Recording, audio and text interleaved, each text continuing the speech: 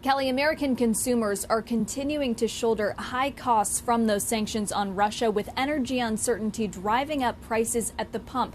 And today I sat down exclusively with the Deputy Treasury Secretary Wally Adeyemo to discuss the next wave of sanctions and the domestic policies that could offset them, like a possible suspension of the federal gas tax currently under discussion. At what point do you think the administration would say this has gotten bad enough that we need to pull that lever? I want to make clear to you that we're considering all options, and we know the best option to reduce gas prices is to increase the supply. The challenge with some of the proposals I've seen that are around tax cuts is that most of that money will go into the pocket of producers. Our goal actually is to make sure that we increase the supply. That's why the President has been focused on the Strategic Petroleum Reserve, releasing more oil into the market to reduce the cost. That's why we've called on domestic producers and international producers to put more supply into the market.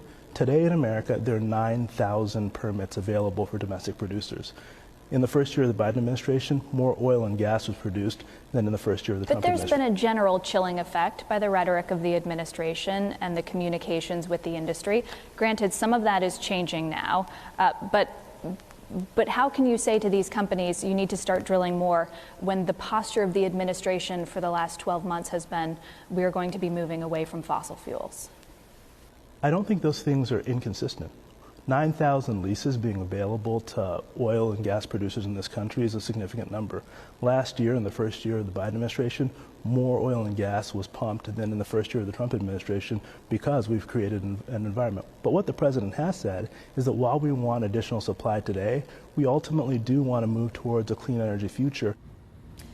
As for other domestic priorities, Adeyemo tells me House Democrats are on board to extend the child tax credit and that President Biden will work on garnering support from the Senate for that and for other agenda items like pausing student loan payments even beyond the May 1st deadline currently. Kelly? All right, Kayla, while we have you, also some big news on the Fed as West Virginia Senator Joe Manchin indicates he wouldn't support Sarah Bloom Raskin. Does that effectively mean the end of the road for her at the Fed? Not quite yet, Kelly. The White House is standing behind the Raskin nomination and says at this hour that they are working on shoring up bipartisan support, i.e. getting at least one Republican on board with her nomination to be able to move it forward.